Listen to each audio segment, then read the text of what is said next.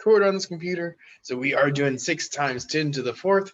We want to write it out in expanded form, and then we want to put a space and write it out in words. Write its name. Also, don't forget your commas and your spacings every 3 spaces.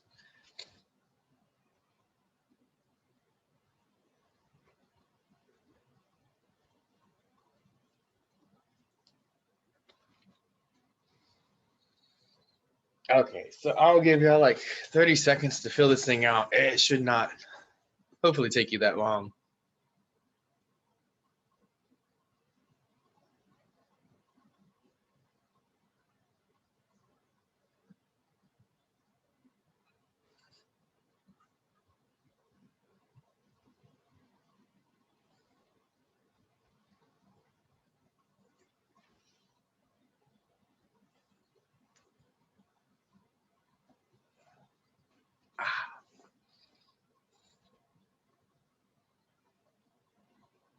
Okay, so this one, when we expand it,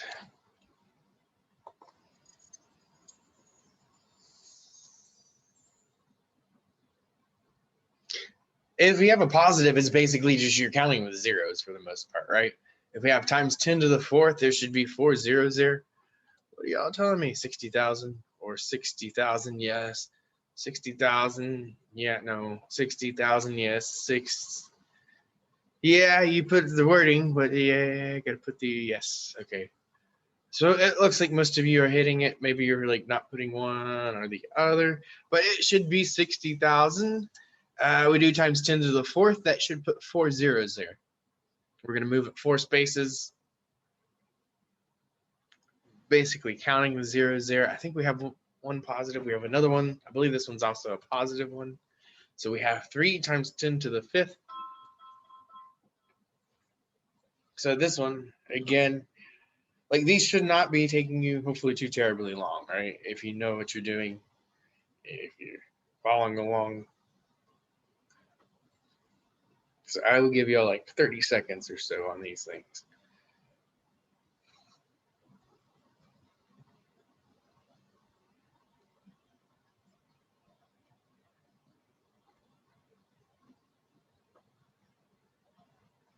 So 3 times 10 to the 5th.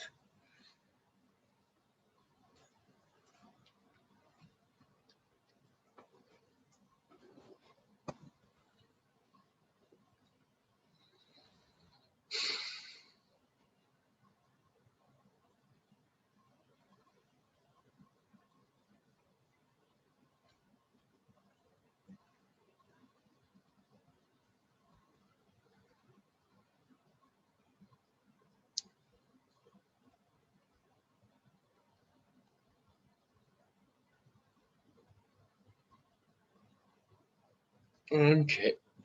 Whew.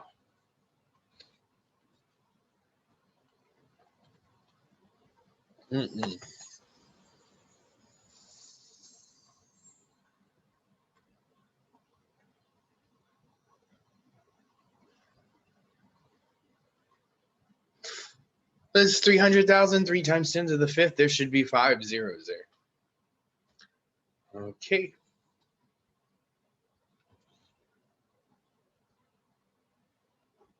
What else are we saying? 300. Yeah, I just didn't write the wording.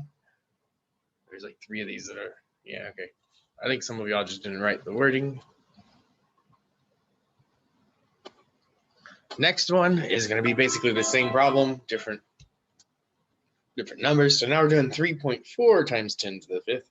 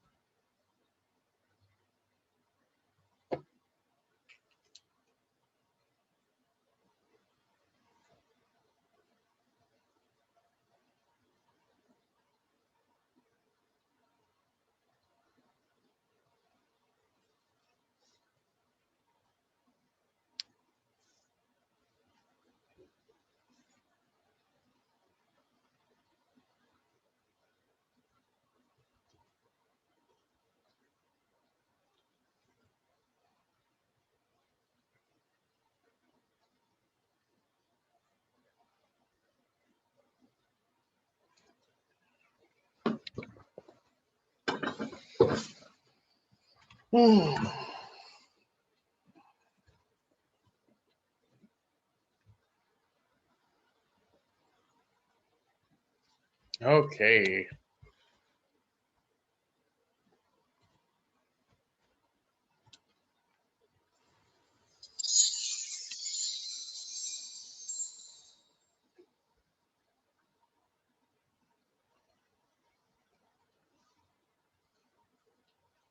I was right. What did you say? 340,000? I said Not you? 340,000. Yeah, it should be 300. Oh, did you put the word "and" in there? Yeah.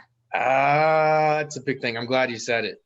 The word "and," you should really only use the word "and," and this is one of those nitpicky things, right? You should really only use the word "and" when you're talking about the decimal place. Yeah. Okay. And so we just say 340,000. We don't say "and" until we hit the decimal place. Then we say "and," and then we'll talk about the like fractional amount, right? So there'll always be like a fractional amount if you use the word "and." So that's a good indicator too. The other thing is coming up. Yeah, we'll talk about it when it comes up. I think it's the next one. I personally like probably would have got one of these wrong if I'm being honest. I'll talk about it when we get there. I know it's one of these. 2 times 10 to the minus third. So now we are getting into negative exponents. So when they were positive, we move the decimal one way. If they're negative, I don't want to tell you too much, but it's probably the other way. Which way am I going and how many times? Okay. And then remember when we're doing decimals, when we're talking about fractional amounts, it's tenths with the THS, tenths, hundredths. Ooh, excuse me. Told you I was still digesting my food. Tenths, hundreds, thousandths, 10,000s, hundred thousandths. I'm just hoping I'm spelling this right. Millionths. Yeah, I'm like I said, I'm not like too picky on this wording stuff, right? The computer's gonna. Yeah, spelling's not my forte, so I could literally be like, "No, you added another S." I'm like, "My bad. I can't spell to save a life." Yeah, as long as you're getting it pretty close, you're taking some notes, learning something. That's more what I'm caring about. So finish this guy up. I'll give you all a few more seconds on this game.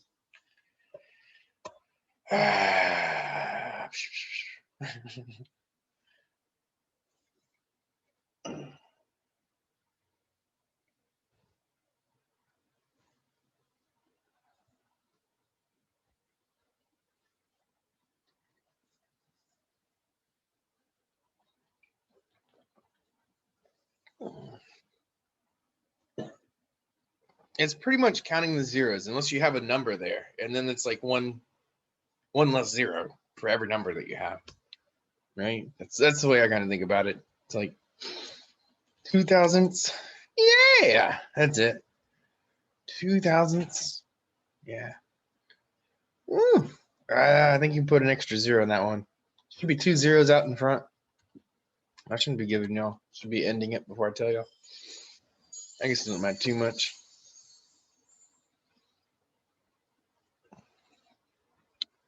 I knew it. I knew I misspelt it. I knew it.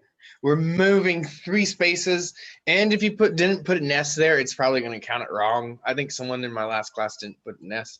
I want to look at my responses. A lot of people, it looks like you're answering half of it maybe, or put an extra zero. Those are all common mistakes, right? So be careful about those, I guess is what I'm trying to say.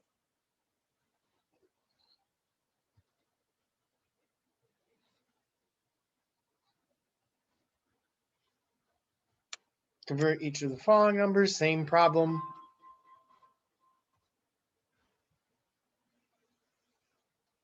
Perla is getting it.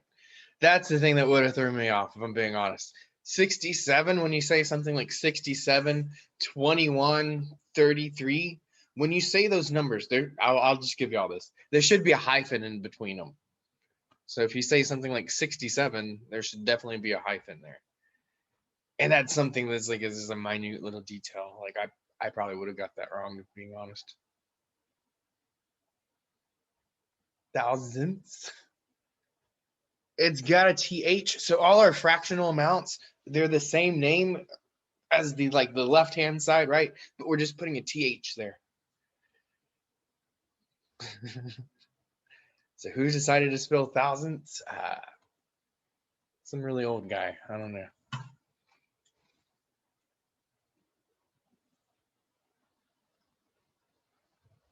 It's just like you're doing fourths or fifths, right? Or thirds or seconds or halves, I guess. It would be not seconds. Halves or thirds or fourths or fifths.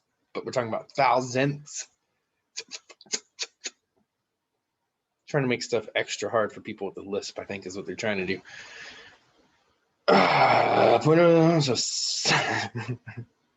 Okay.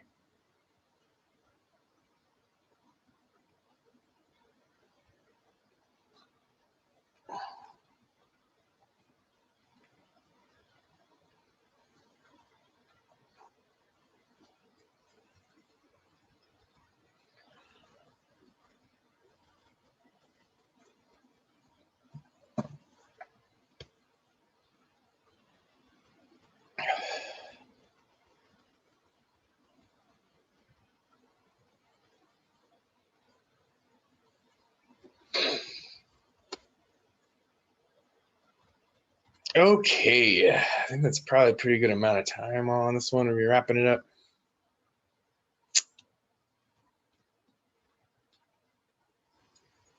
I believe you're 3 decimal spots over with the 67 is what it looks like, 0.067. And so what that is telling me is I'm going tens, hundredths, thousandths. That should be in the thousandths. That is the number 67 in the thousandths. What are we saying? 67 thousandths. Yes, that's it. 0.067. That's it. Ooh, that's thousandths. Yeah, we got to do thousandths. 67 hundredths would be 0.67. Yeah, they do.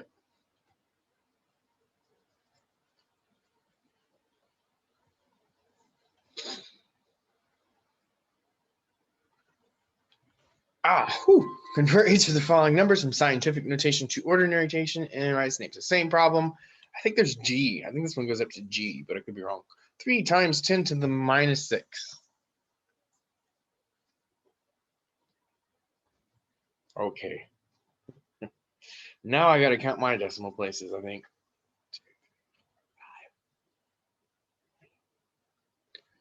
10ths, hundredths, thousandths, 10 thousandths, hundreds, thousandths, millions. I got a tiny E on my calculator. I'm not sure how to put that into words. What do you mean? Oh, the times E? I think she means like the E caret thing. Scientific notation is what she's talking about, I think. Well, I put 3 times 10 to the negative 6, and the answer was 3E negative 6. Yep, that's what it's doing. So that E just takes place of that times 10. Okay. So that's not going to give you it in standard notation unless you tell your calculator somehow. So I think you're going to have to convert that by hand. Okay. Like,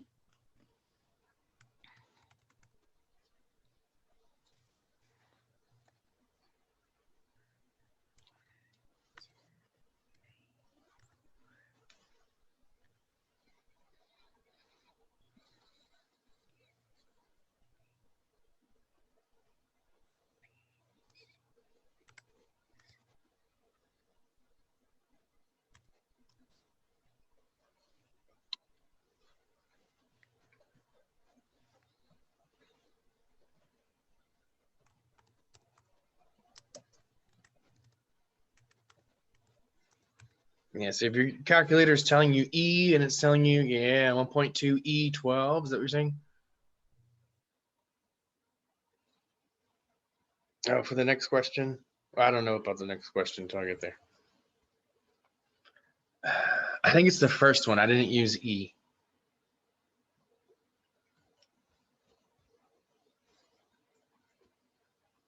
right, so I think that's pretty good time on this one. If you're still working on it, hopefully you're wrapping it up. I believe it puts 5 zeros in front of there, right? It's times 10 to the minus 6. So if we have one number that we're going to cross, there's 5 zeros that we got to fill out. So it should be like point with like 5 zeros and a 3. And if we count these spaces, it's tenths, hundredths, thousandths, 10,000ths, hundreds, thousands, millions. Did I say that right? Did I say all of them? I hope I did. Yes, you did. Okay. Okay. So yeah, going 5 spaces, you should be in the millions. And then we go 10 millionths, 100 millionths, billions, right? We just keep going the same sort of direction that we would the other way. Okay. So I think we might be past those questions now. I think we're getting into something else a little bit. No, is it, we got one more? No, this is it. My hard drive has a capacity of 1.2 terabytes. Recall that tera means trillion. So your answer should look something like this. I typed them like this, and I know I said don't put an X when you do multiple. I did. In scientific notation, it just looks prettier. So if you want to do 2.4 times 10 to the 6, you should use the little caret symbol. If you look at this on your calculator, it is going to take out this times 10 to the power of. It's going to say 2.4, and it's going to say E6. Right? Have y'all been messing around with your calculators and figured that thing out? Hopefully. It was what someone, I think it's Madison, was talking about. 2.4 E6, something like that is what that calculator is going to tell you. Don't do this. Do this one. Trillion. So we start with the three spaces, and then we get to thousands, we get to millions, we get to billions, and then we get to trillions. 3 to get to thousands. Neighbors are yelling outside. Thousands. They got kids. Thousands. Billions, billions, trillions. So what was that? Wait, we type in the actual answer we get or the equation? It should be scientific notation. It should look something like, I'll get out of here. This 2.4 times 10 to the 6 right here, it should look something very similar to that. Okay. Except for 2.4, I believe it should be 1.2 times 10 to the, and if we're talking about trillion, I think that's 12 spaces, if I counted it right in my head. I think I just told you the solution, didn't I? Okay, let's get it. 1.2, and I want to do times 10 to the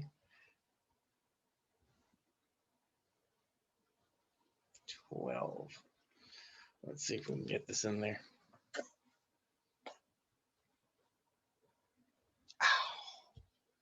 They're just wanting us to write 1.2 terabytes or 1.2 trillion as in scientific notation is what they're asking. I'm gonna clear this off and give you a couple seconds longer. So those first problems, we were basically going from what, scientific notation to standard notation, and I guess written as well. And now we're going the other direction, right? We're going from standard to scientific, making sure we can go both ways.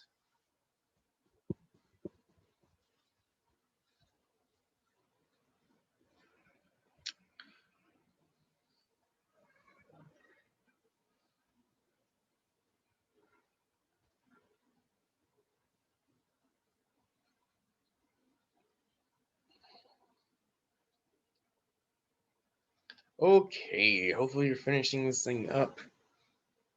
The little caret sign should be like right after your percent sign, right? At least that's where it is in my keyboard.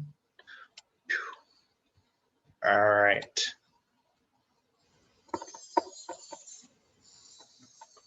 I hope this is like everyone should hopefully get this. I kind of told y'all what it was. 1.2 times 10 to the 12. That's it. And now I think they're going to give us something that's the other way, something that's really small, and tell us to express it in scientific notation. The diameter of a typical atom is about 0.5 nanometers. Recall that nano means billionth. Tenths, hundreds, thousands, 10,000s, 100,000s, millionths, 10 millionths, 100 millionths, billionths. Is that right? The other thing, so you might want to be really careful. I think billionth is 0.5 times 10. Did I count that right?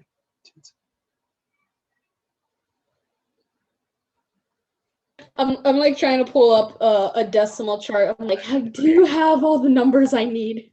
I think it's 9, right? We're going 9 spaces. And what are we looking for? Billionth. If I count that right on my hand. I believe it's 9 spaces. So if you have 0.5 times 10 to the 9th, minus 9 maybe, something like that, that is halfway there. We have to convert this. So in scientific notation, we really want 1 decimal out in front. So this one is a little bit tricky, and it will give us an opportunity to go over something.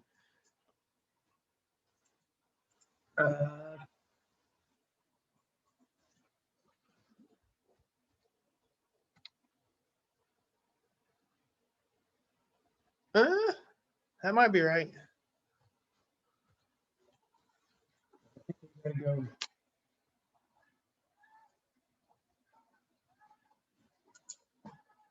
I'm assuming I counted it right.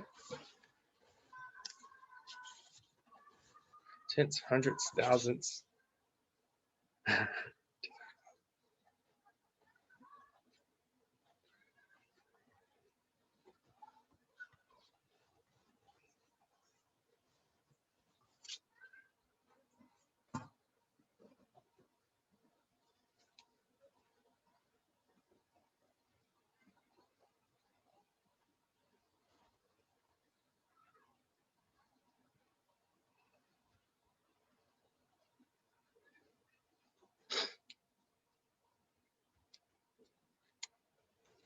If you tell me 0.5 and you don't convert that 0.5, but I mean, it's still, I don't know if you can get that. That's still pretty good. It's better than doing nothing.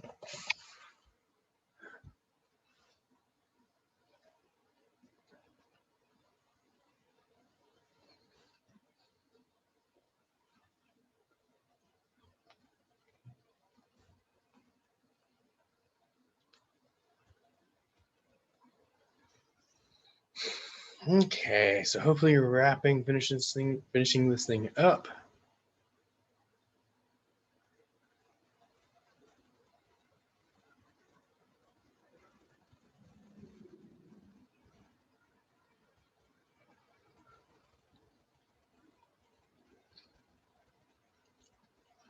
Okay, so this is sort of like I was saying, if we start out with, where are we at? Okay, I counted it right. There are 9 spaces to get to the billionth with a TH. If you put 0.5, what did we say? 0.5 times 10 to the minus 9th.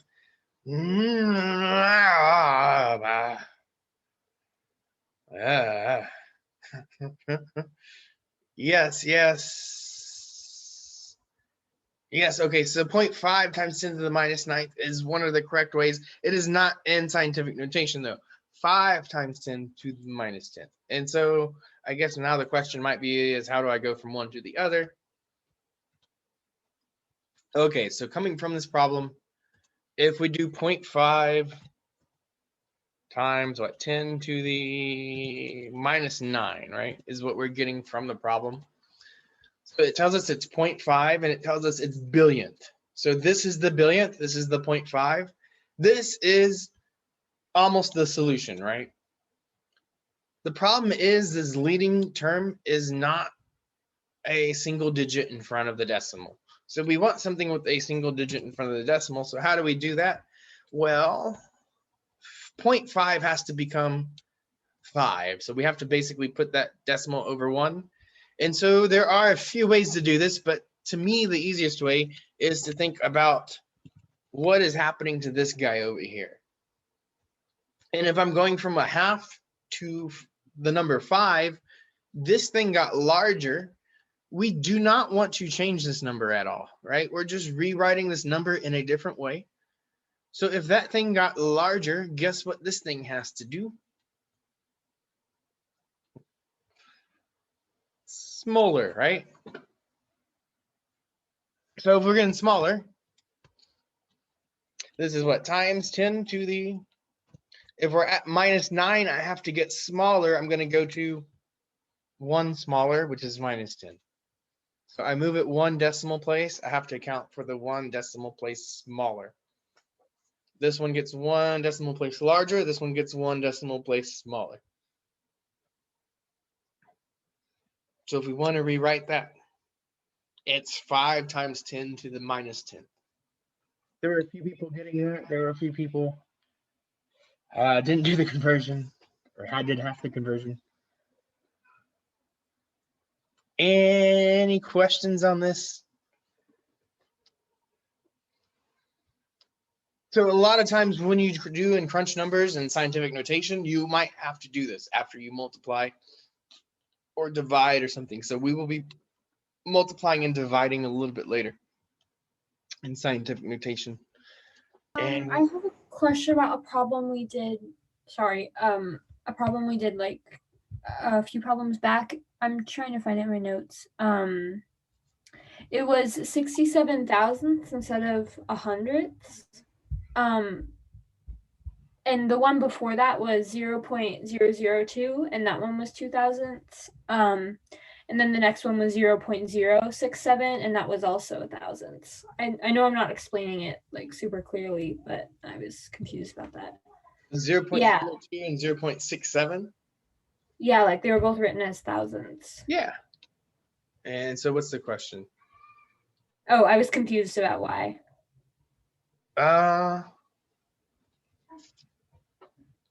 So if we're looking here, right? 2 thousandths, I think this one is probably not the one that you're questioning, right? I was wondering why 67 was thousandths instead of hundredths. Okay, so 67 hundredths would look like, if we look at 67 hundredths, would look like 0.67. Okay.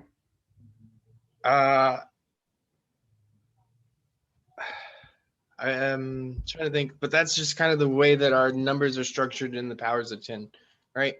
And you're not answering stuff and putting stuff over what I was trying to type. Can I just go, let me exit out. Maybe I can get to here and then it won't be all in the way. It's still in the way.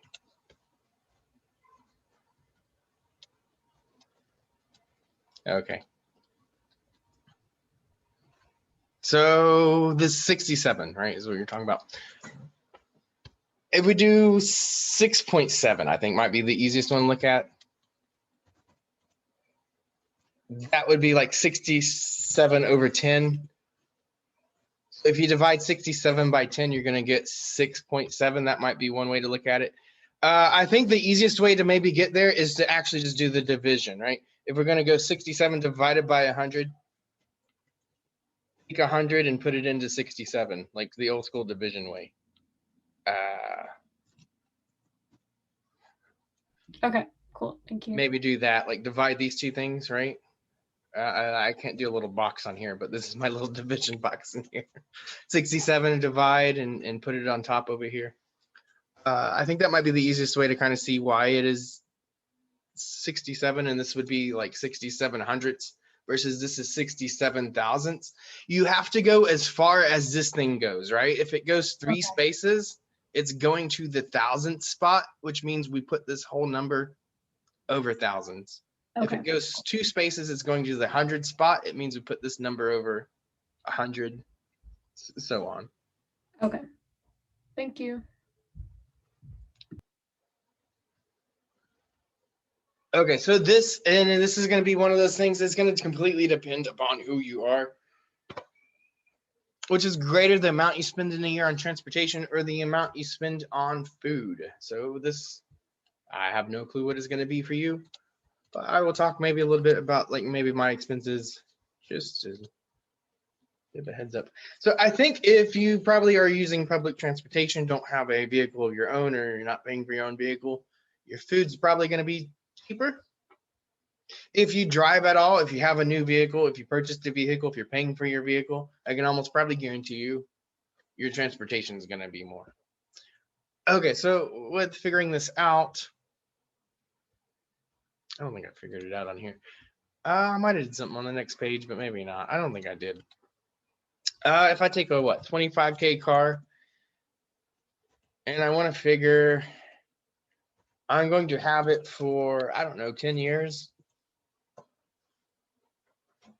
If I paid 25K for the car and I'm going to have it for 10 years, what's that spread over the months, I guess is what I'm doing. I'm getting around like 208. So I would be paying like 208 each month if I kept that thing for like 10 years at a 25K car.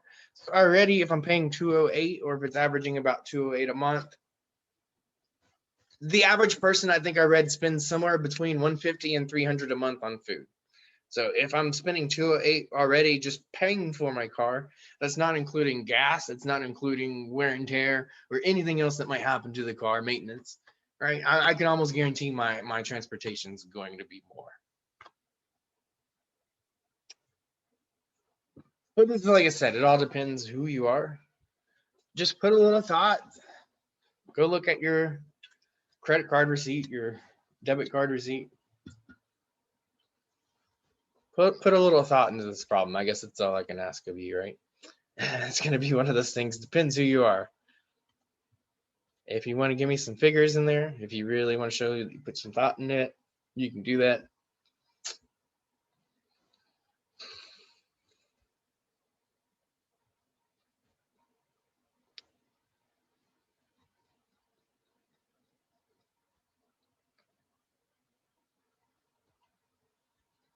I'd say most, if you survey Texas, I'd say probably most people say transportation. That might be a little bit different here in Austin. There is actually public transportation here, so it might be, I don't know. Okay, so this is the chart. So I talked about it in the notes, but we can do really silly things. We can compare like burning coal to an hour of running if we wanted to, because they are both forms of energy that we measure in joules. So we can make some weird comparisons. We can come up with scenarios where weird machines exist that convert one form of energy to the other, even though they don't really in reality. But we can do it, and we can come up with weird stuff. What is this asking? How many candy bars would you have to eat to supply the energy needed for 8 hours of running? So if I'm looking here, I think I'm going to look along here. Energy released by metabolism of one candy bar is 1 times 10 to the 6. Energy needed for 1 hour of running as an adult is 4 times 10 to the 6.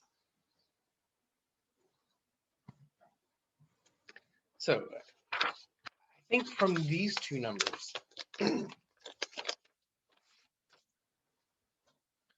we can write these like ratios like we were writing, right? These equivalent sort of ratios when we were doing our unit analysis. We can write those similar sort of ratios here. Like these things are equal, right? I can put on one side of my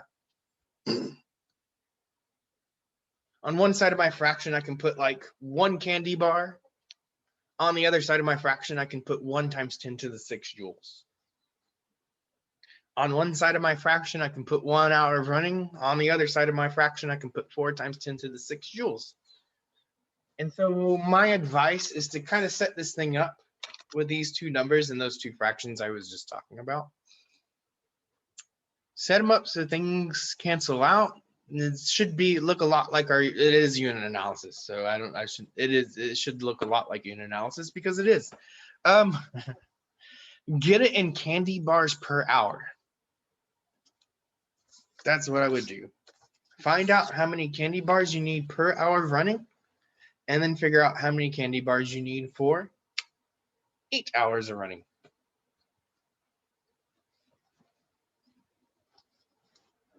So I'm trying to get this in the units of candy bars per hour of running, if that makes sense. What do you have? You eat 32 candy bars for 8 hours of running. What do you have? Diabetes. Okay. 1 candy bar for 1 times 10 to the 6 joules.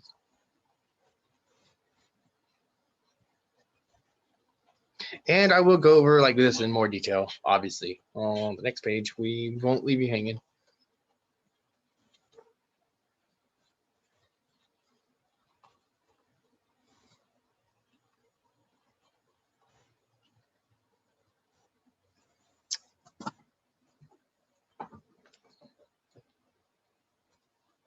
Let's see if I got to put units. It might have to put candy bars in here. I can't remember. I think I did it with and without. I wasn't quite as picky on these sections as, you know, maybe like chapter 2. All right, so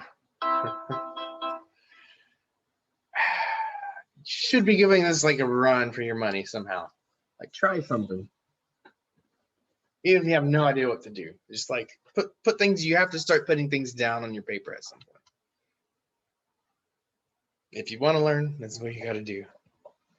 Ain't going to learn by not doing it.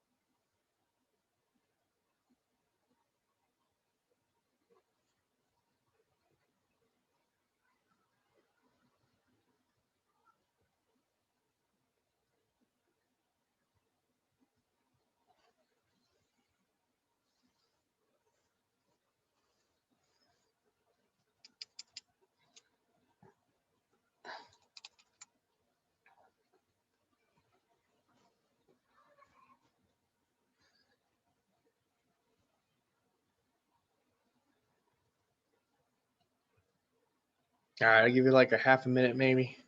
I feel like that's a pretty good time.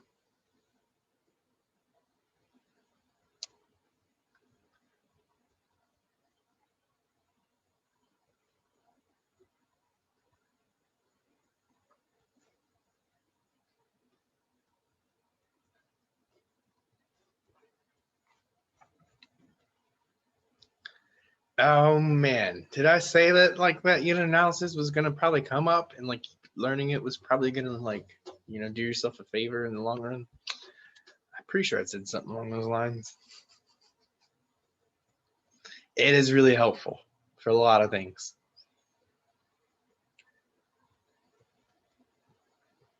I'm not just making y'all learn it because I'm sadistic.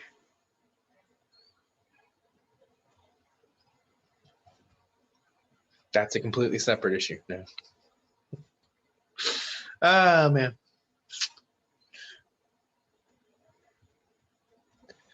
Okay.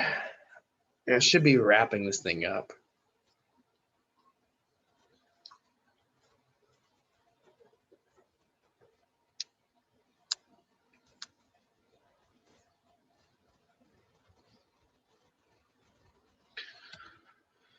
Okay, so how are we doing this one? I think I got it broken apart. And the next slide. If you just take off your pieces of information, they're like puzzle pieces. You just got to figure out how they fit together. 32, what am I saying? It's not. Okay, 32 is good. 32 should be what it is, I believe. What else are we getting? That's what I'm wondering. 4? Did someone say 4? Someone said 4. They didn't go quite all the way. It should be 4 candy bars per hour. Whew. I know what you did. You did something weird with your powers of 10 here. We'll look at that on our next slide. There we go. So how many candy bars would you need to supply for 8 hours of running? So we have basically 2 bits of information. 1 candy bar is 1 times 10 to the 6 joules. And 1 hour of running is 4 times 10 to the 6 joules. So these are the two fractions that I can write.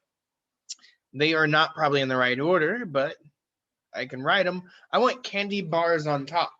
So that kind of tells me that I want to start out with this thing in this order, that this top fraction is in the right order. If I'm looking, what I want to get rid of is my joules. So my joules, I have to flip in this one. So I flip that second one. Come on, bud. Boom.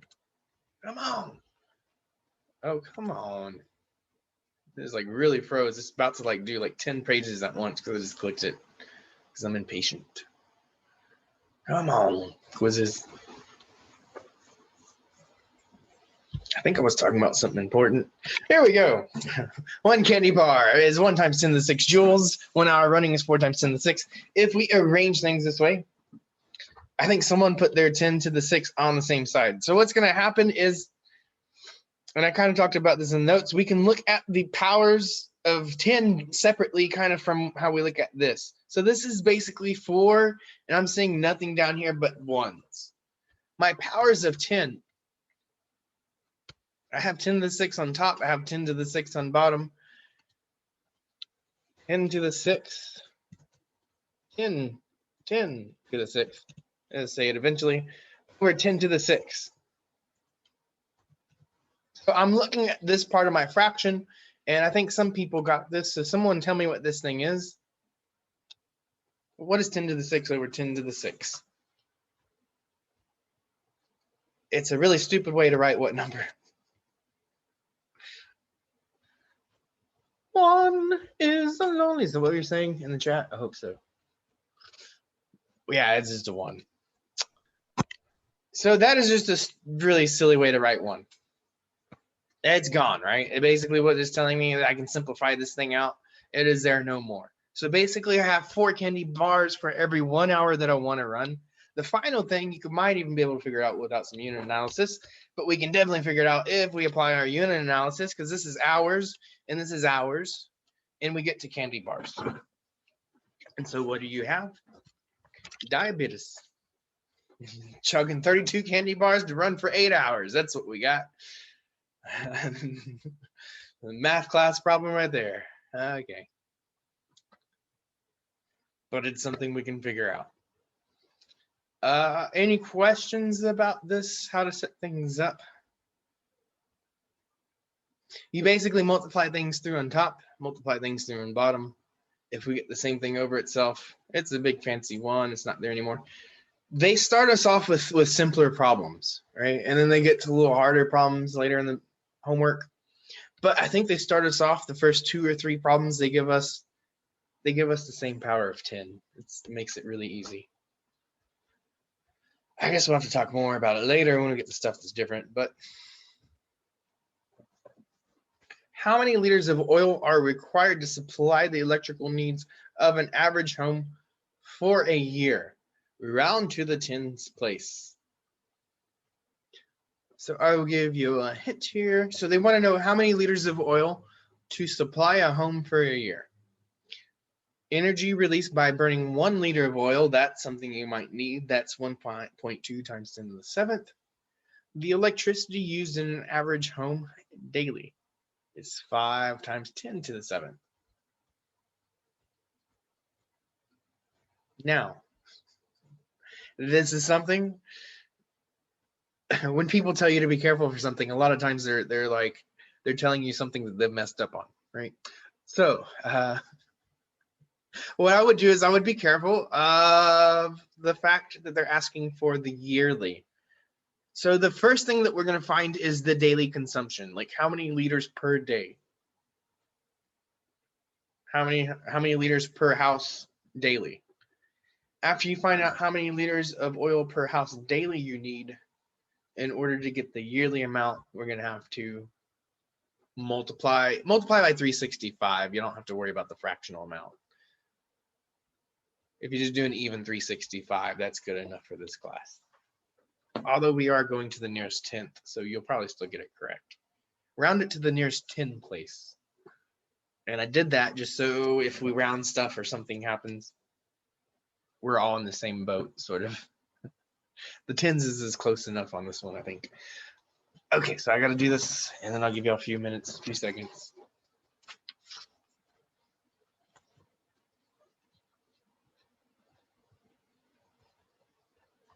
So 1 liter of oil, 1.2.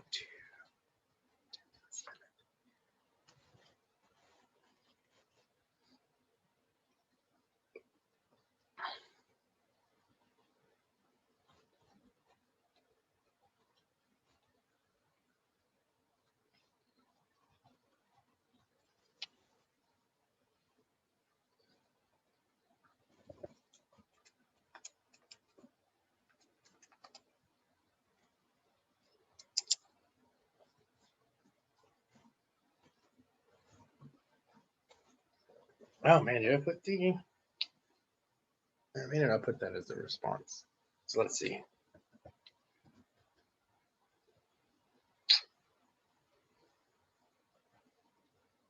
I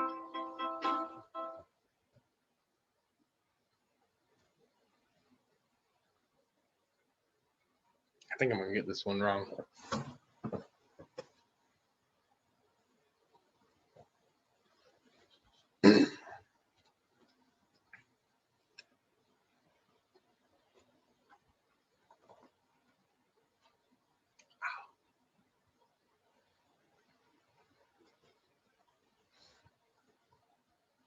I think we got one more problem using this table after this. So they give us a few to play around with. There might be 2 more.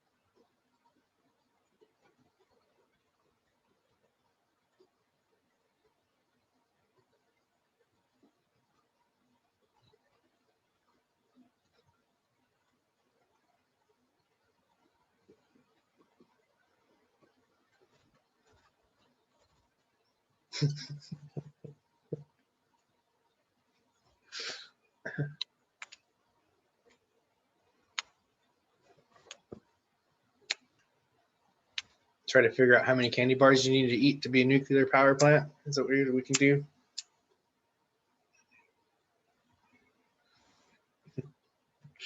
I had a nuclear power plant's worth of candy bars.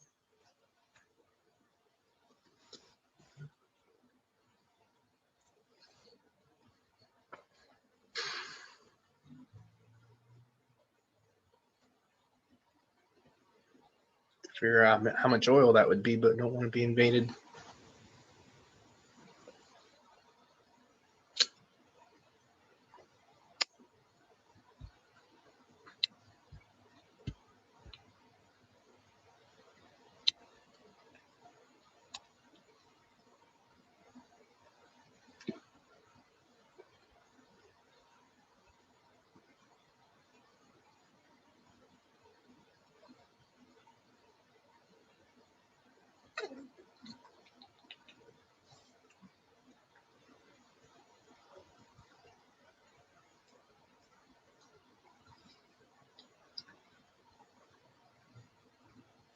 Okay, so this is a 2-stepper, right? I think we want to find liters of oil per the home daily use.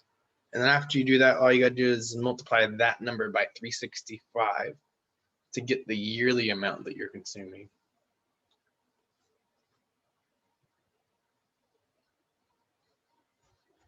Lagging again.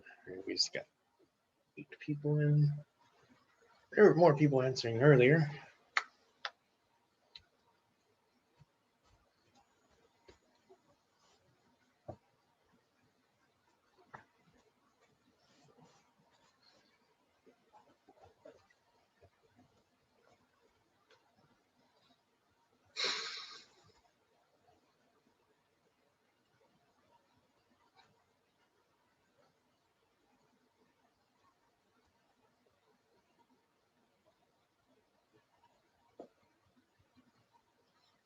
Okay, we gotta wrap this thing up. I don't know where y'all are going.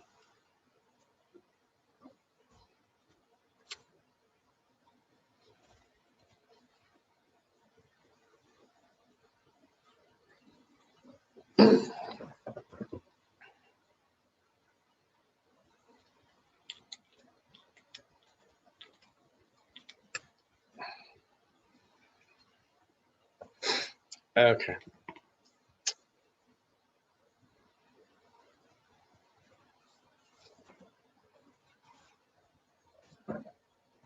Well, that's kind of disappointing. I can't spend all day on this question. So if you got questions, you should be asking them. I don't know what to say. Like, it's kind of ridiculous. Only 8 people are answering, and I'm not getting questions. There's a 2-step process to this thing, and we've done unit analysis, and this is the 4th chapter we've done unit analysis on. What are y'all telling me?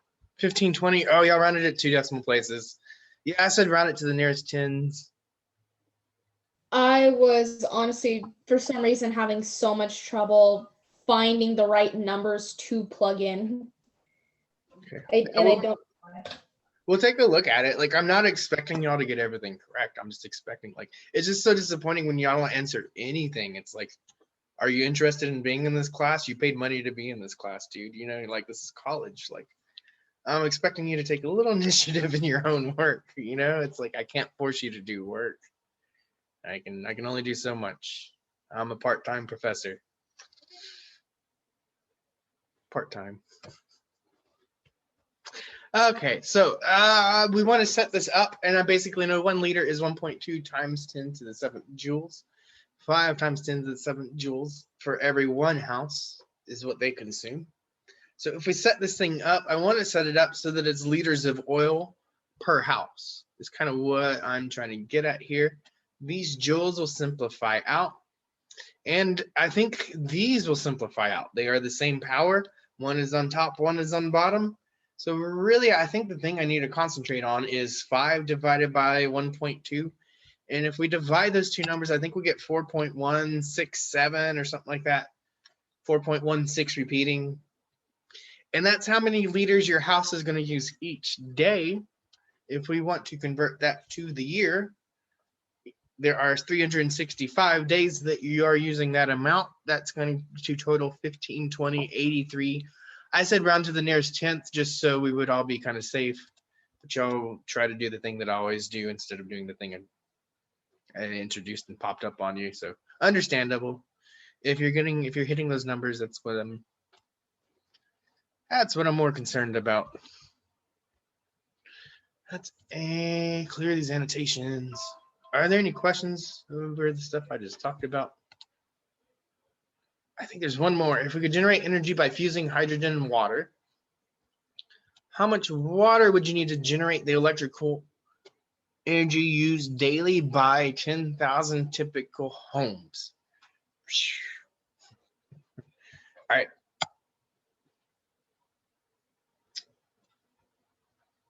Energy released by 1 liter of water is 6.9 times 10 to the 13th. I'm having a hard time understanding this question. Does it mean multiply it by 10,000 at the end when you get the number? That is exactly, I think, what we're going to do. We're going to find how many liters of water per home daily. And then when we find it for 1 home, we can multiply that by 10,000 to get to 10,000 homes. I think that's probably the easiest way to sort of go about this. But yeah, define liters per house daily, I think, is the first thing we want to do. And then multiply that by 10,000. And if you put 10,000 into powers of 10, it might make it even easier.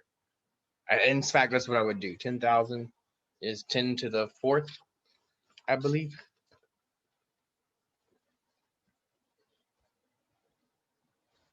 One liter of water. Okay. 6.9. This one is a little bit weird because we don't get the same powers of 10. So we will go over this to home daily. And so I think we're using fusion from 1 liter of water. And I think we're using the electrical energy used in the average home daily, 5 times 10 to the 7th.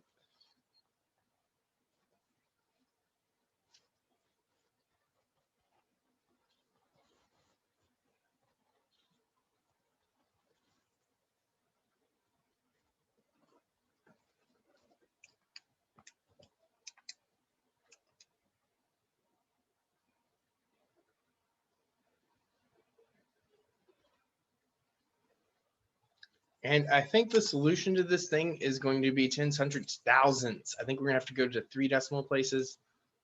Is that what I said? Round to the nearest thousands. And I'll give you a hint. I think it's just one number, if I recall correctly.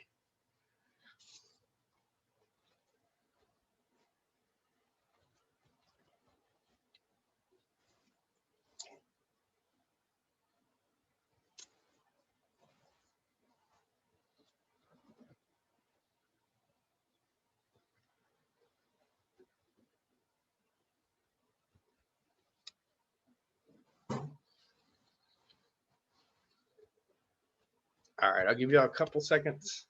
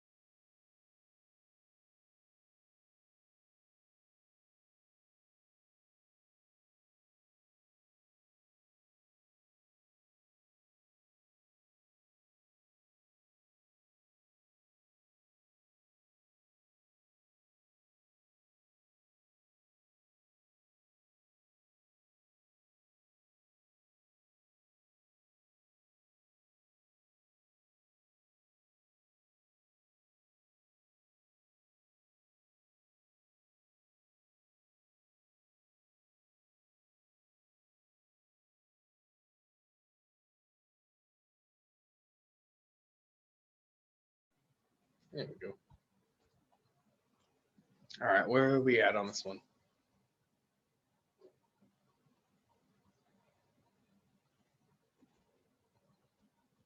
I'm almost done. Just a few more seconds, sorry.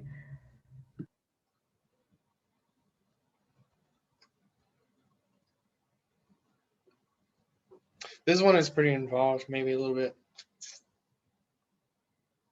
It's a little different than the ones we had previously.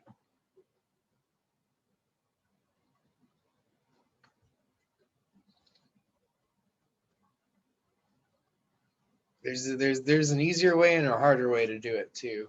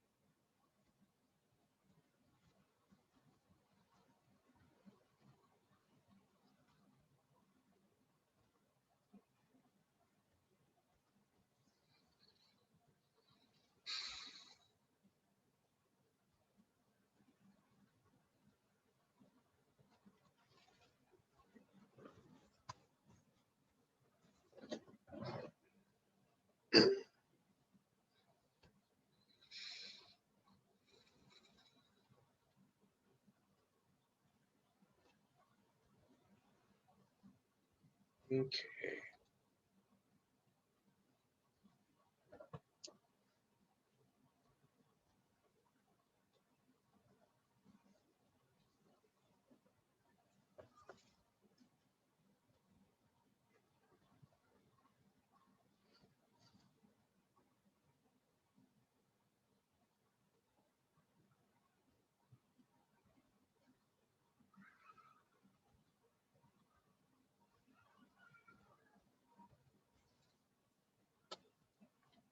Are people answering it? Or is it just slow? Am I being anxious?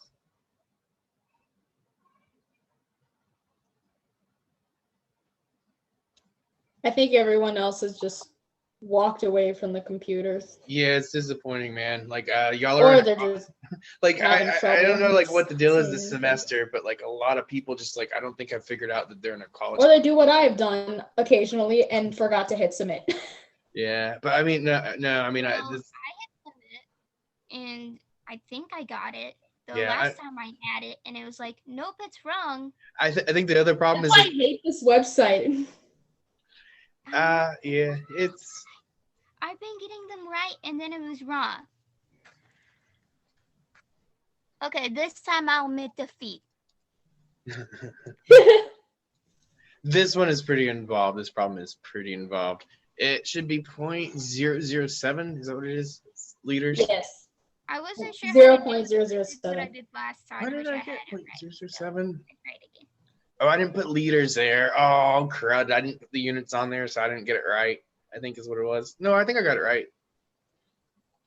No, it didn't count it right because I didn't put my units. Okay.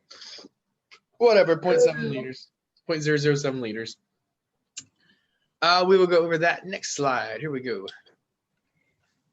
If you could generate energy by fusing the hydrogen in water, I don't think that's possible, but I think they can measure the energy from the bond. So how much water would you need to generate the electrical energy used daily by 10,000 typical homes? And I kind of gave you a hint. I would write that as 10 to the fourth. Instead of doing this, this is 10 to the fourth. Instead of 10,000, I would probably just look at that as 10 to the fourth power. Sorry, that looks like 104. That's sloppy writing, but there we go. It's 10 to the fourth. 5 times 10 to the 7 joules for every one house. Oh, I worked this a little bit backwards. So I think I multiplied by the 10,000 to begin with to figure out how much power I would need for 10,000 houses. So I'm going to need this many joules. I know that every 1 liter of water gives me this many joules. And so this is like I was saying, if you do unit analysis, there are a few different ways you could probably work this out. I don't think that this is the way that I worked it out now in my notes. I know it's not. But if we do this, we have 5 over 6.9. So I think what I'm going to do is do it the way I did it in my notes and show that you can do it either way. It should work. And my notes had 1 liter of water, 1 liter. Oh, come on. 1 liter. 2, 5 times 10 to the 7th over here. And it was 1 liter to what? 6.9 times 10 to the 13th. 6.9, 10 to the 13th. And I'm multiplying that by this thing over here, which is 1 liter. And this was for every home daily use. Oh, come on. Don't skip around. So these were my 2 fractions that I multiplied together when I did this in my notes. And then I multiplied by the 10,000 households. So when I did it this way, I look at things kind of separately. I look at 5 over 6.9.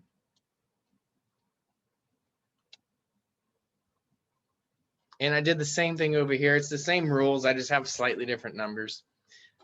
And then I look at the powers of 10 separately. So I look at this 5 over the 6.9, and then I look at the powers of 10. So this is powers of 10. I have 7 on top, and I have 13 on bottom. So what I end up doing is subtracting those things. So if I do 7 minus 13, This is giving me like 0.724 over here, something crazy like that. This number is giving me like 0.724.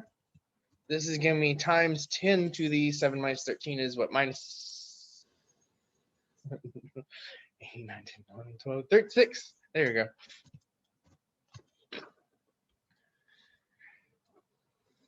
And then when I multiply by 10,000, I can use that same sort of rule. So now I am multiplying this number by 10,000. I have 0.724. I'm multiplying by 10 to the minus 6, and I'm multiplying by 10 to the 4th is what I'm saying. And so this 0.724 I have, now I have times 10 to the, I have a minus 6 plus 4 is where I can get a minus 2. So if I'm dividing them, I'm subtracting the exponents of like bases. And if I'm multiplying them, I'm adding the exponents of like bases. This is going to move it over 2 decimal places, which should put me over with the 0.007 that I'm getting for my solution. So if I move this 2 more decimal places, it will make it 0.007.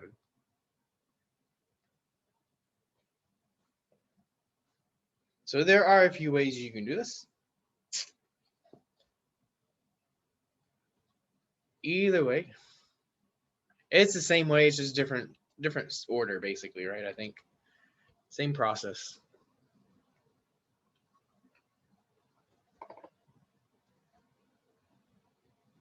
There were approximately 2.69 million deaths in the US in 2015, expressed as quantity in deaths per minute. All right. So this is 2.69 million for the entire year is what they're saying. So they want you to convert that year. They want you to convert that to minutes. Deaths per minute. So in case you didn't think we're going to talk about wonderful positive things in this class today, here's your counterexample. You're welcome. Okay, 2690, 000.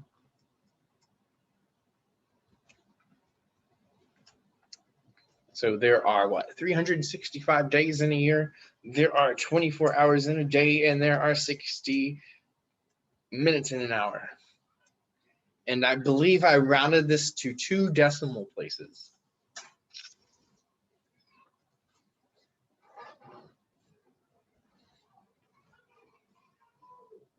So we have something in deaths per year. We want to get to deaths per minute. How do we do that? I believe it's a 3-stepper, right? There's 3 different conversions.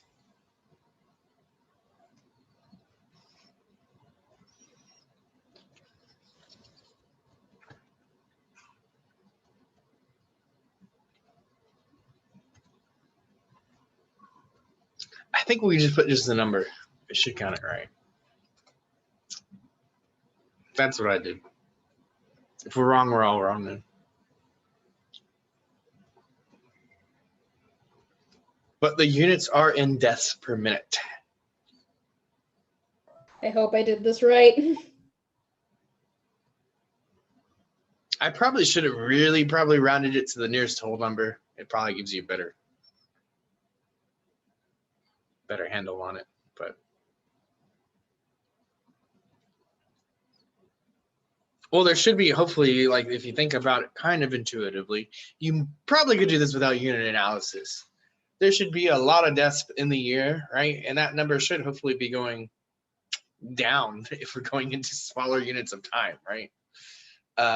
So how do we make things go down with conversion factors of 365, 24, and 60 when we start out with 2.69 million?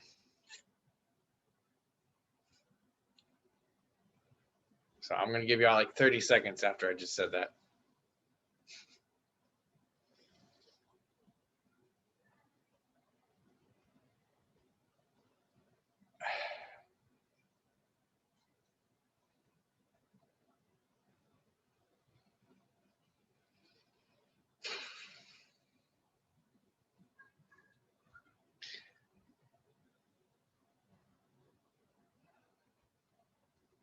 Okay. Each time it should be going down, so hopefully you're dividing, right? 2.69 million, we're divided by 365, we divided by 24, we divided by 60. I think I might have broke it down on the next page. Should be 5.12. What are we saying? 5.118. That's it. 5.1 is good. 5. Yeah. Okay. So y'all just rounding it. Yeah. Okay. Looks like the people that are active are actually getting it, though. Thank you. There were approximately 2.69 million deaths in the U.S. in 2015. Express the quantity in deaths per minute. Okay. So this was exactly like I was saying previously. We're going to divide by 365 there. We're going to go from years to days, go from days to hours, go from hours to minutes. Each time we're dividing to get to deaths per minute. All right, there's 5 people dying every minute. Just think about that. Just new people dying every day. I used to work with an older lady that would open obituaries and say that. So I didn't exactly do that, but do I still get credit for actually getting 5? Getting 5? You got 5? Yeah, I got 5. I didn't do it exactly like the last slide, but I still got 5 somehow. I mean, if you're doing the process correct, then I would be content with that. But if you're getting it by coincidence, I would probably try to figure out how to do it correctly. Okay. Cells in the human body. Estimate the number of cells in the human body vary over an order of magnitude. Indeed, the precise number varies from one individual to another. So we don't all have the same cells. And then that depends whether you count bacteria, because from my understanding, most of the cells on you aren't your own cells. They're probably bacteria. So here is one way to make an estimate. Assume that the average cell has a diameter of 6 micrometers. So if 6 micrometers is 6 times 10 to the minus 6, they don't tell us like directly off here. But 1 micrometer, which is like mu, I think is what they do to abbreviate it. It's a little mu. It looks like a little U with a little tail on it. 1 micrometer equals 1 times 10 to the 6. Minus 6, sorry. Meters. So that would be our conversion factor. They kind of tell us, but they kind of don't tell us too directly. If that makes sense. So what are they telling us? Assume that an average cell has a diameter of 6 micrometers, which means it has a volume of 100 cubic micrometers. How many cells are there in a cubic centimeter? So I know, let me piece my information together, what they're giving me here a little bit better maybe. I know 1 micrometer is 1 times 10 to the minus 6 meters. I know 1 cell is going to be 100 cubic micrometers.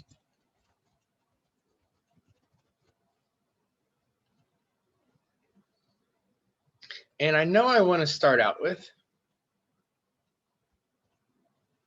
a cubic centimeter. That's the thing I'm starting out with. So let me annotate. Where's the drawing? Here we go. So I want to start out with 1 cubic centimeter. And I want to get to this thing called cells. So I have to do conversions. I believe I have to do 2 conversions to get there.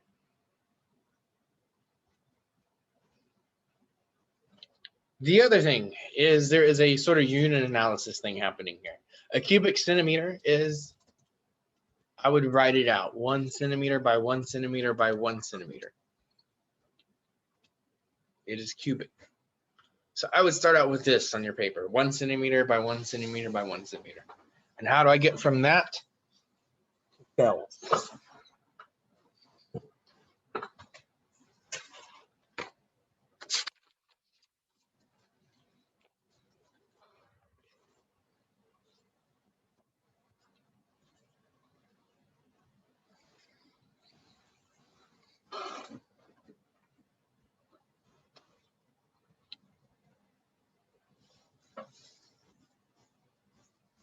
Okay.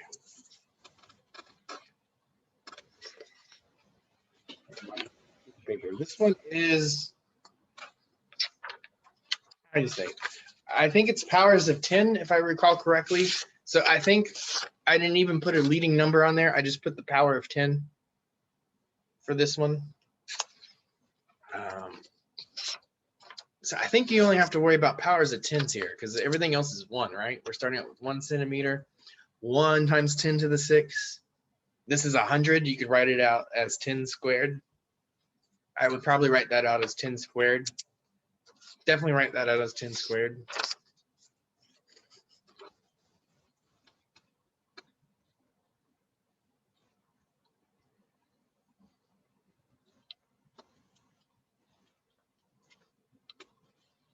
Centimeter.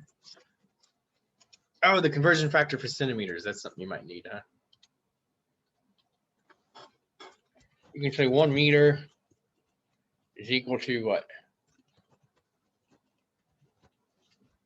1 meter is 10 squared centimeters is one way you can do it. I think the book has it the other way around, right? They're like 10 to the minus 2 meters would equal 1 centimeter. Either way, I think you should be safe. So this is really the same thing right here. That's the same formula. Same conversion factor.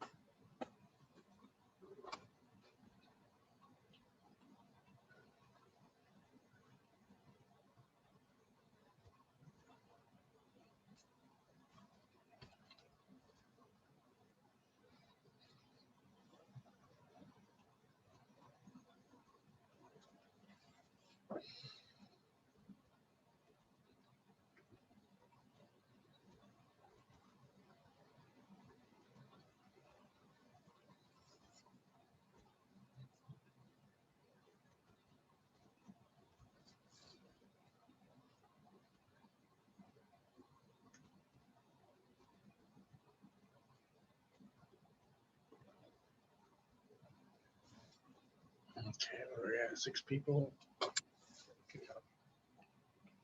More time.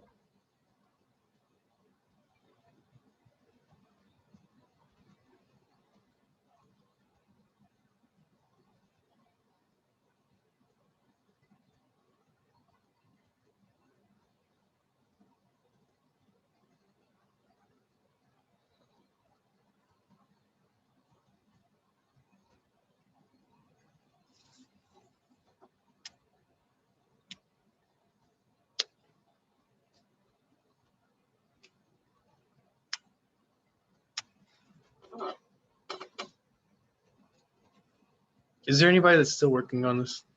If you need more time, I'll give you more time on it. I just like, I don't want to be waiting on people that aren't here, to be honest, you know? I'm almost done, sorry. Okay, yeah, you're fine.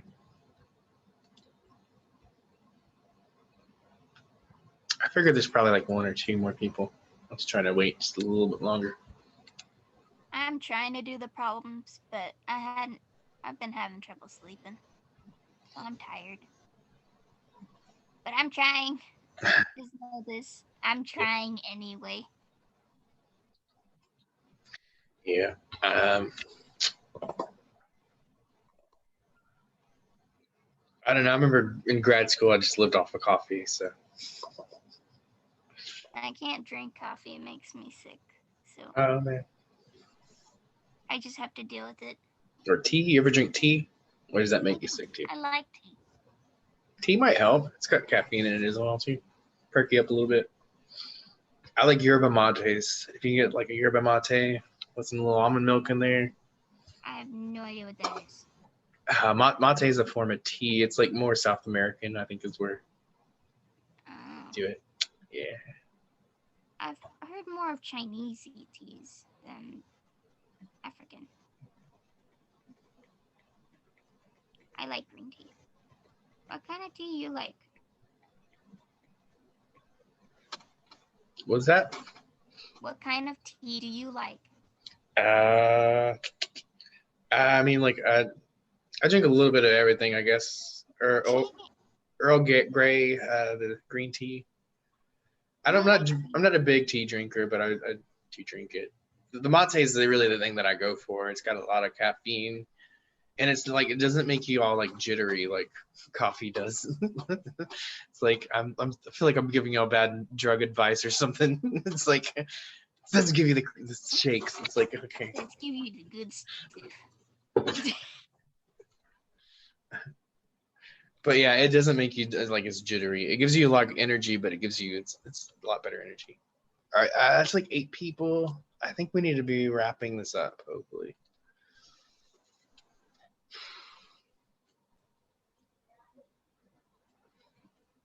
Yeah, I've been there where you struggle to even stay awake sometimes in class.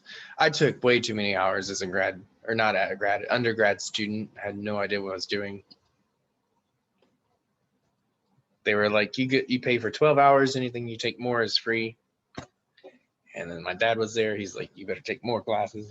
It's like, okay. I ended up with like 18 hours, 21 if you're including labs, which is not like, you should not do that. Like, there's no way. I was not going to all my classes. What are we saying? 10 to the 10th? Yes, that is it. 10 to the 10th? Yes. 10 to the 10th? Yes. Oh, it should be minus 10, shouldn't it be? Or am I doing that wrong? No, it's 10 to the 10, positive. All right, let's look at that then. I think I flipped something then. Okay. Yeah, because you mean minus 6. Yeah, I don't know why I did that. Okay. So the thing that is kind of weird with this is that we have this unit analysis thing. So this is what I was talking about. I have to account and I have to do this conversion 3 times to get to my meters. So I'm using meters as kind of a middle guy. I'm going from centimeters to meters, and I'm going from meters to nanometers. And so I'm using this kind of as a middle guy. It's probably possible to convert directly from one to the other if you really wanted to do it. But I think this is the easiest way to see I'm converting from one to the other. So here I have 2 plus 2 plus 2 gives me 10 to the 6 from this top line. So this was like I was saying, I'm multiplying each one of these things together. So this is 2 plus 2 plus 2 is giving me 10 to the 6 over here. Now I'm looking along here, and if I look here and here, I believe these two things will simplify each other out. This is just like 10 to the 0 power. And then I have 10 to the minus 12. So I should have 10 to the minus 12 on the bottom. I should have 1 cubic micrometer on top. And now I'm going from cubic micrometers to cells. So I know every one cell is 100 cubic micrometers. This will take care of cubic micrometers. This will take care of cubic micrometers. If I write this as 10 to the second power, I'm adding minus 12 and 2. That should give me my minus 10. And I think that's where I did my minus 10, and I forgot to convert it and flip it in my brain. I was busy talking and not paying attention to what I was doing.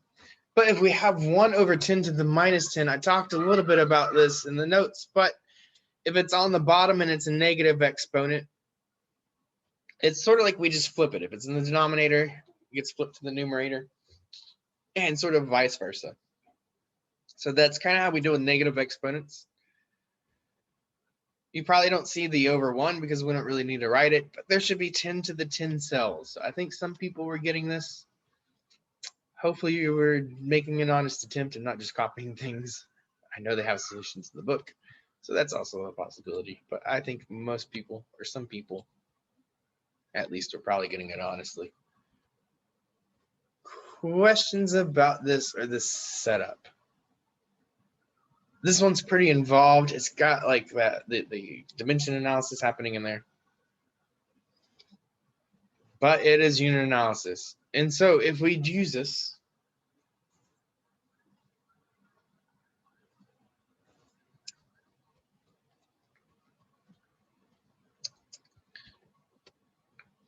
we can use the thing that we figured out previously, and I think it will help us with this one. Estimate the number of cells in a liter using the fact that a cubic centimeter equals a milliliter. So I think we want to start out with this. This is what they're giving us. So start out with 1 liter.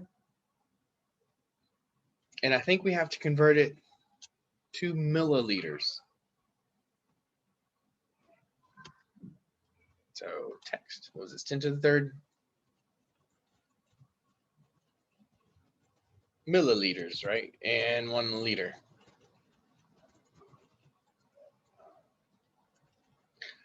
And 1 cubic centimeter is 10 to the 10 cells. And 1 cubic centimeter is 1 milliliter. So those are, I think, you could probably do it without this cubic centimeter. Equals 1 ml, milli. And then the other one, what do we have?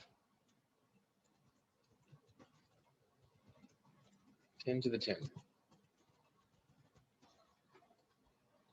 I believe these are our factors that we got to piece together.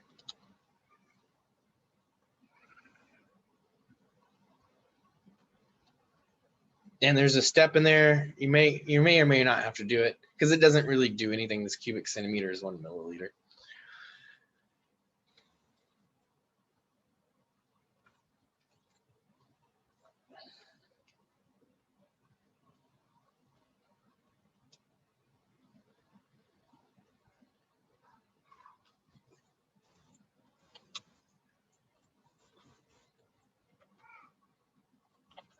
Here it is, 10 to the third.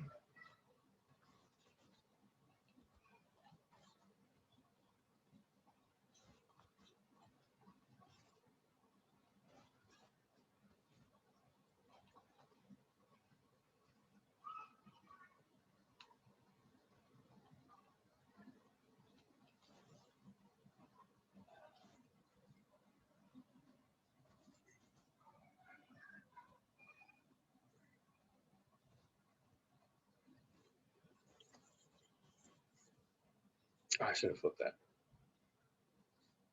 Yeah, okay.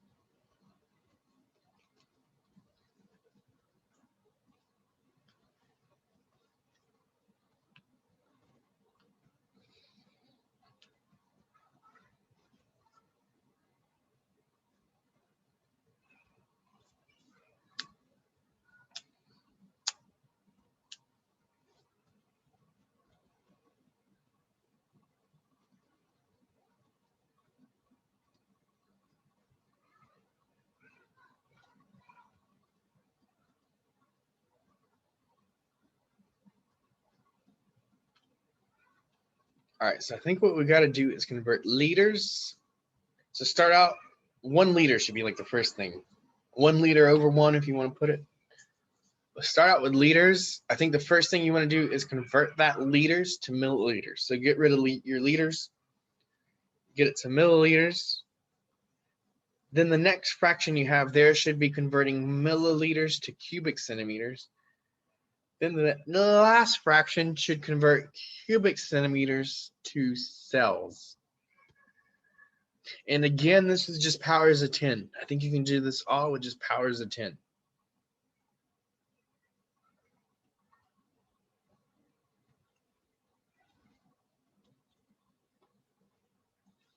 Okay.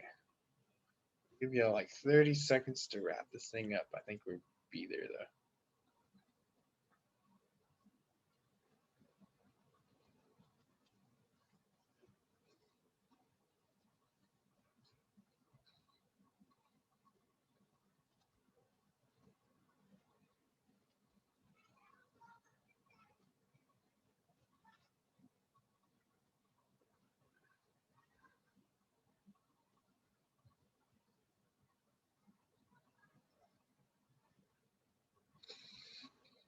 Okay. I think we're just adding 2 things together here, is what it ends up becoming. So what are we adding?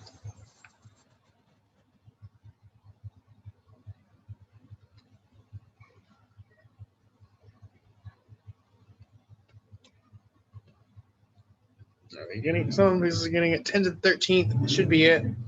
That's it. I don't know if it counted it right or wrong if you didn't put cells. I think it counted it right because I got it. To the 13th, it should be power of 10. Okay, so I think the next slide I have it broken down. But if we want to go from liters to milliliters, was the first thing I said. Liters to milliliters. We're going to go by 1,000 or 10 to the 3rd. I think I might be easier to think about this as 10 to the 3rd. Because we're just doing powers of 10. So this is going from milliliters to cubic centimeters. They are the same thing. It's 1 to 1. This line really doesn't do anything other than change my milliliters to cubic centimeters. And the last thing turns cubic centimeters to cells. But if I'm looking along here, I have 10 to the 3rd and I have 10 to the 10. This is 10 to the 10 plus 3 is what I'm doing to get 10 to the 13th.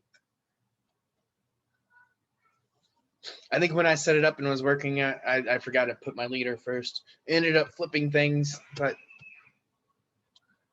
all I had to do was flip it. I really didn't have to do any extra work because I did my unit analysis. Questions about this?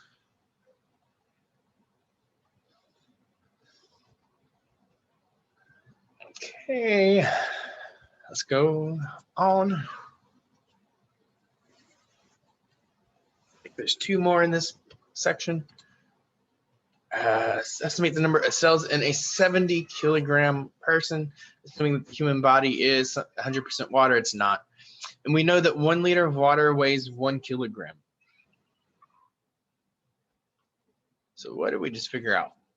This was 1 liter is 10 to the 13th cells. Is that what we figured out? I think I need to put that on here too. Like 1 liter equals 10 to the 13 cells.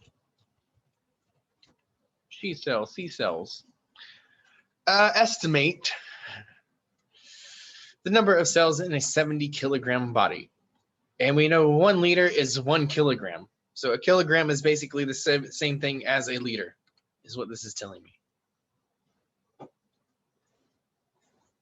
So this one, I do need to put a number out in front. I might even need to convert things like I did earlier. 70 kilograms is the same thing as saying 70 liters. That's what.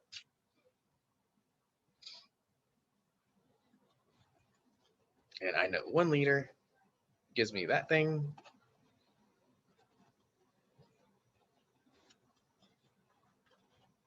That goes down. I think that's it. And so this is in scientific notation.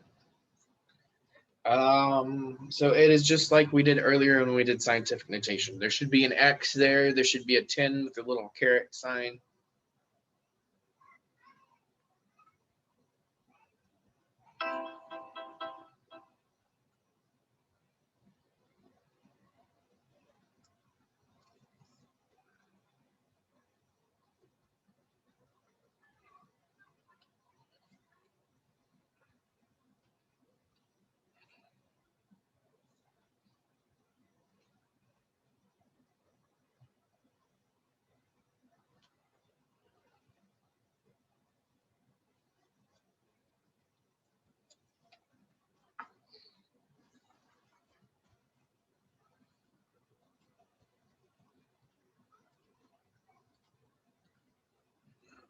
can't see. Put it in there. Here we go. That'll probably work. Nope, not quite. I can see.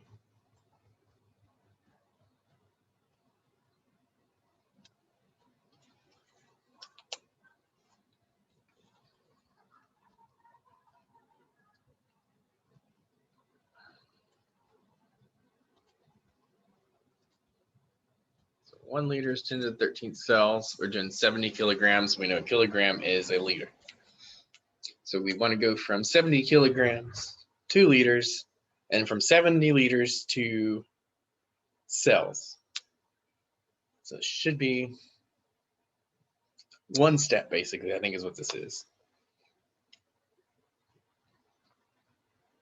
And then you have to do a little bit of conversion. Not too bad.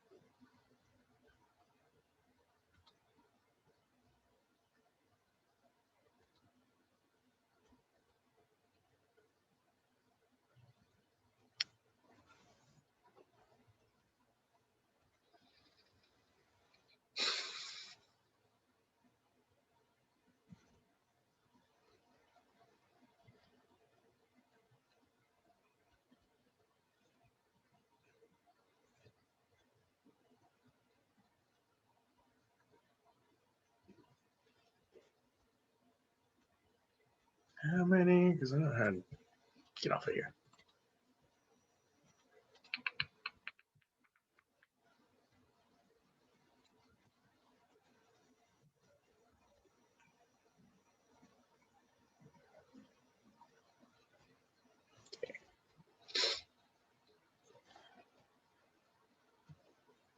This is everyone that's been answering. Okay, so I think that's everyone that's been answering. If you need more time, someone holler at me, but I think that's all that's been answering.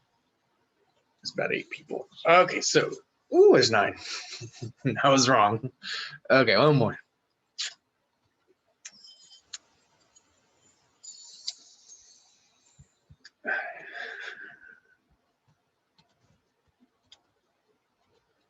All right, so it'd be 7 times 10 to the 14th. Oh, did y'all say 70 times 10 to the 13th? If you said that, you were oh so close. There's just that one extra little step of converting. I bet that's what it is. No, 7. Yeah, okay, I didn't know that's right. Should be 7 10 to the 14th. Yes, yes, yes, yes. Okay. All right, so this is what we did. So basically, kilograms to liters, we're not doing anything. Liters to cells, we're going to have to multiply by 10 to the 13th. So this is the 70. This one goes down. This one has to go up. So this goes down to 7. This has to go up 1 to 10 to the 14th. And so that's where we're getting that from. Questions about this? Okay, I think there's one more problem on this set. Oh, come on. Next slide, come on. Frozen.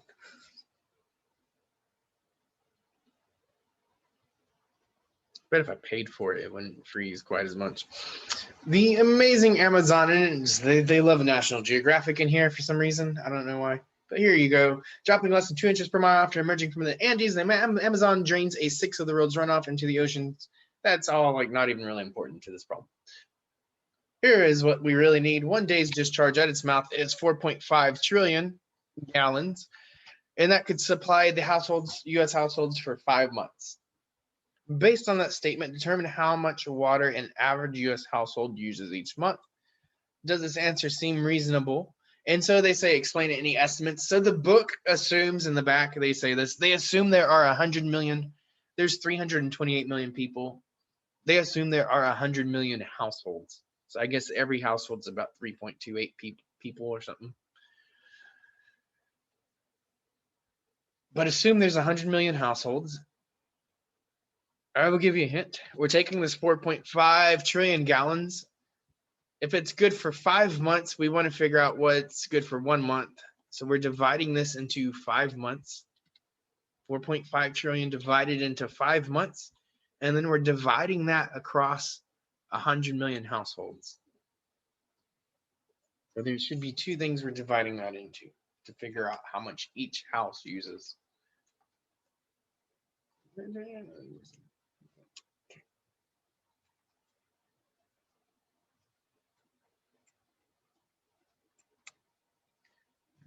that by 100. It's that one. Okay. You should get like a good whole number. There shouldn't be any fractions.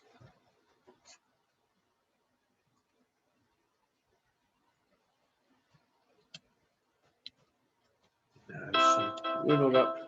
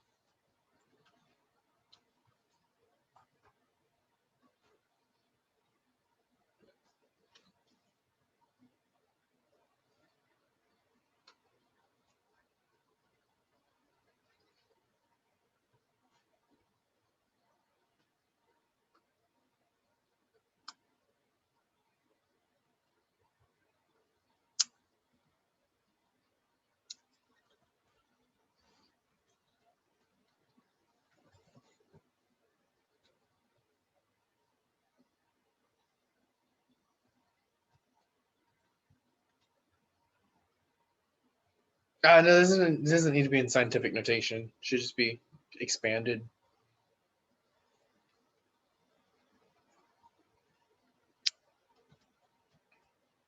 Make sure to put your comma in there, maybe. I think it's in the thousands. Should give you a good even like thousands number, I think. Oh man, I'm not trying to like spend all day on this one. It's like I was trying to do this quickly. It's 4.5 trillion. We divide that by 5. We divide that by 100 million houses. If we do that, I believe we're at 9,000. So they give you an amount for 5 months. We're dividing it by 5 to see how much we're using in 1 month. Dang it, I was 1,000 off. I was so close. Okay, 9,000. Yeah, that's it. This is a little bit of maybe justification. 4.5 trillion, we're doing that for 5 months. That's 0.9 trillion gallons per month. 9 trillion is the same thing as saying 900, or 0.9 trillion is 900 billion. So I wrote this out and expanded. We can cross out our zeros. I think I missed a 0 when I first did this problem, if I'm being honest, because here's 3, here's 3, here's 3, here's 3. Here is, we only get 2 with this last one. That's what I did. So I almost messed this up when I did it really quick. Okay, so the last problem, it is multiple parts, but is the last problem. Once we do the first part, I think the other ones kind of fall pretty quick. Oh, this is last class's problem, man. This is totally like from last class, but we can do it. The personal consumption. So they give us the Bureau of Economic Analysis estimates for 2015. Basically, they're giving us personal consumption expenditures for 12.3 million. Then they're going to divide this up into 3 different sorts of things. They're going to talk about durable goods, and they're going to give us this number and give us examples. They're going to talk about non-durable goods and give us this number, 2.66 trillion. And then the last thing they talk about is services. So if we add all 3 of these numbers up, I believe we should get this 12.3 that they're talking about. With that said, what are we asking first? What is the approximate annual per capita spending on personal consumption? Assume there's a population of 321 million. So if everyone is spending 12.3 trillion, billion, million, thousands, and there we go. And there are 321 million people. How much does each person have? That's going to be thousands, millions. Okay. I think I rounded this to the nearest whole dollar. That's it. Nearest whole dollar is what I did. So definitely put your dollar sign in there. It may not count it right if you don't.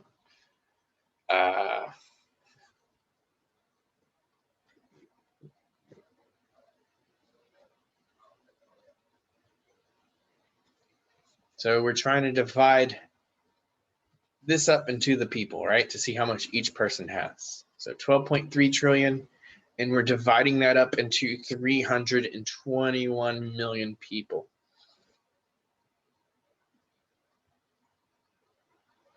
What are you doing?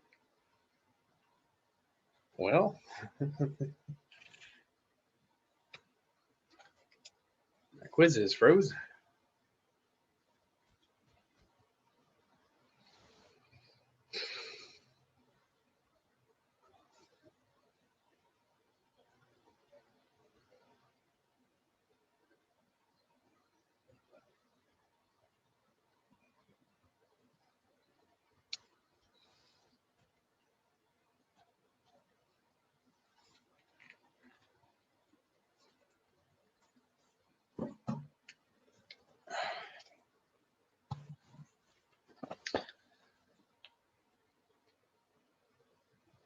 Ooh, blah, blah, blah.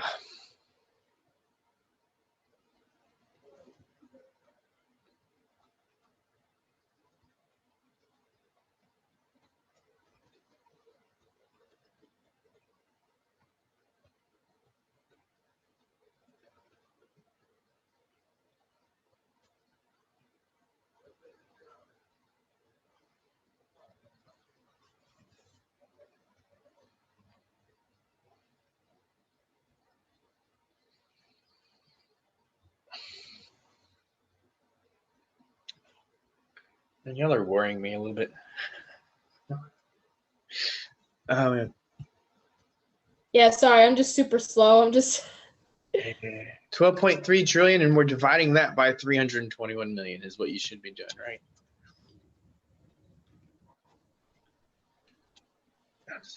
This is the last problem. We're almost there.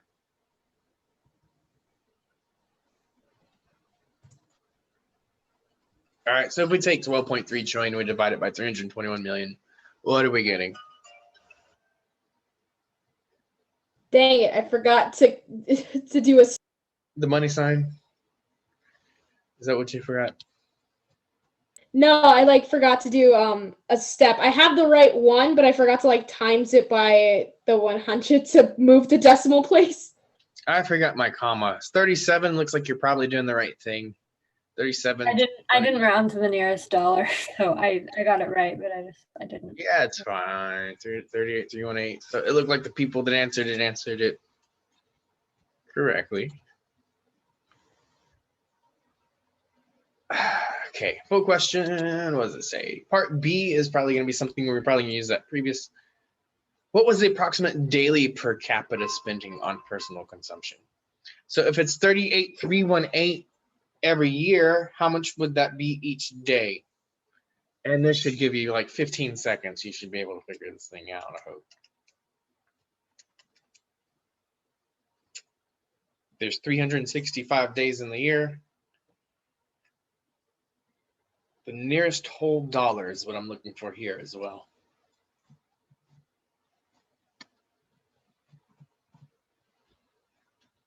So if this is annual, how do we find daily? All right, I can't see who's answered. It's not showing me anyway. 38,318 is annual. In order to find daily, we have to do what?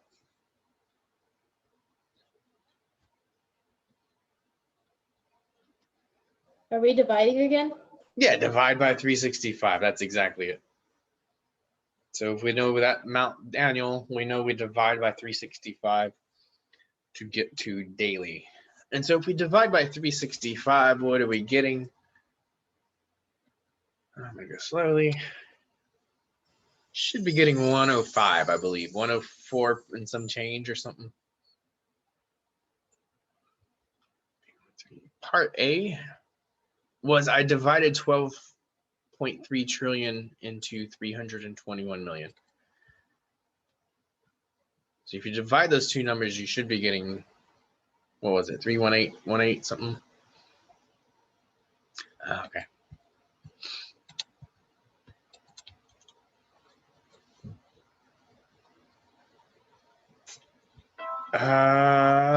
Full question was the saying. Part C says, on average, about what percentage of personal consumption spending was devoted to services? They want to know what percentage 8.3 trillion is, and this was our total. This should take you hopefully 10 seconds. This should be a percentage. I believe I did it the nearest whole percent.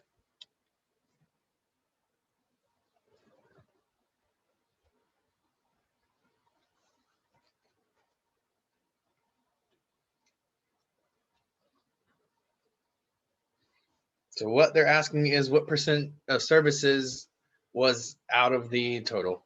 So what is 8.3 trillion out of 12.3 trillion is what they're asking.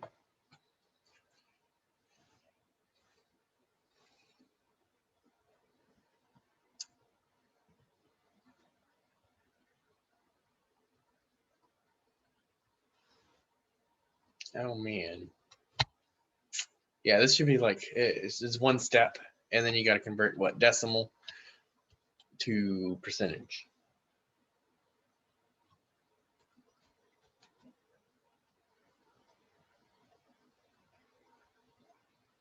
So what are we doing? We're doing 8.3 divided by 12.3. When we do that, we should be getting 0.67. We round that to the nearest percent. It should be 67%, I believe is what this one's giving me.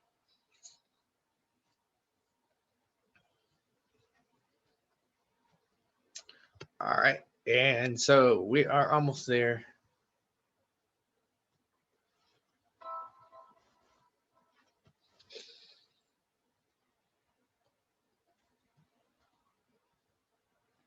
Spending on healthcare was estimated to be 2.1 trillion. I think we need these numbers later.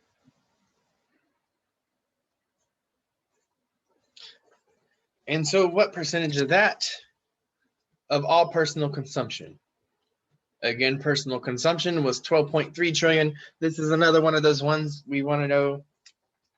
It looks almost exactly like the previous one. So we want to know how much 2.1 trillion would be out of that total, which is 12.3 trillion. So I'm not trying to spend all day or a whole lot of time doing this one. It should come pretty quick. This is kind of a review of the stuff we did last time, I think. So if we take 2.1, we divide it by 12.3, what are we getting? I think we should be getting 17%.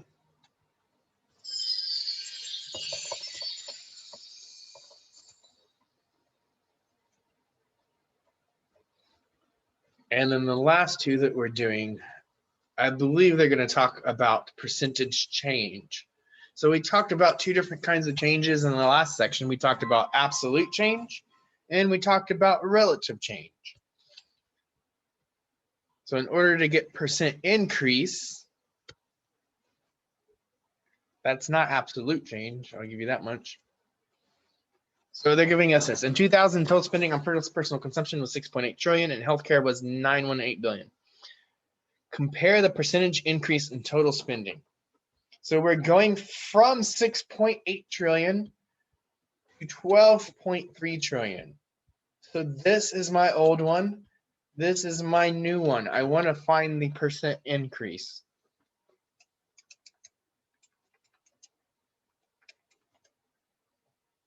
And round it to the nearest percent. So I believe this one rounds up.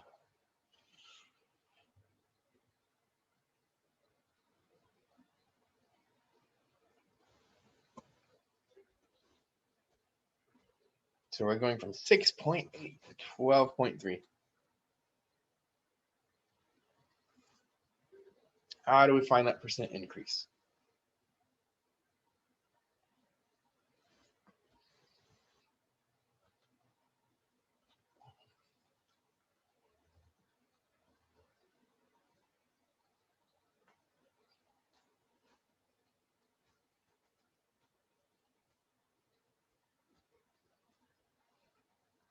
New minus old over old, right? That should be the thing that you're doing. Shouldn't be taking too long. Should be a couple seconds.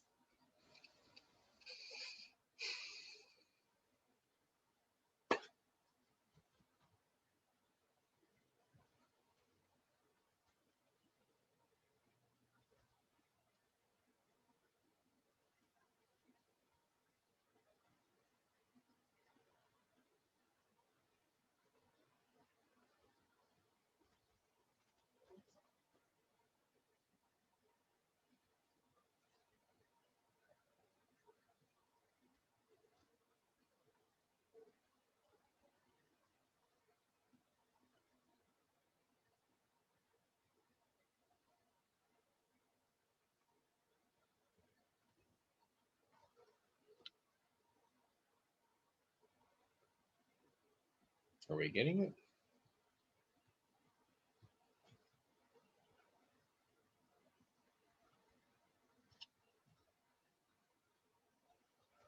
Okay. There's 5 people. Should know how to do relative increase after last section. So we're going from 6.8 to 12.3. We subtract 12.3 minus 6.8, and we divide by the 6.8. What are you getting? Like 80.88. Should be 81%. What are we saying, man? What are y'all doing? You're killing me. Dividing by the wrong number. Yeah, it should be 81. Should round up. So the 80s, I think, got it. I think the other one, I think, divided by the wrong number. Okay.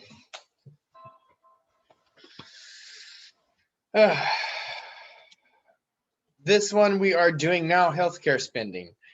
So spending was 918 billion. 2.1 trillion was what the other one was. 2.1 trillion. So we're going from 918 billion to 2.1 trillion, from here to here.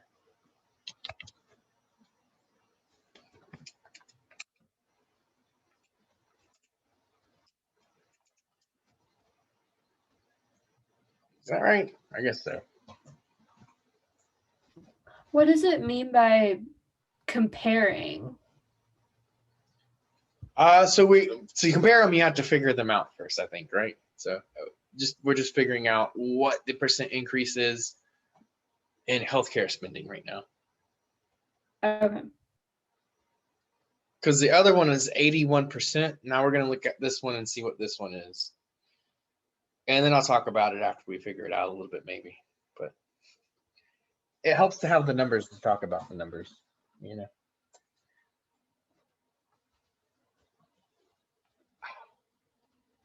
So this one.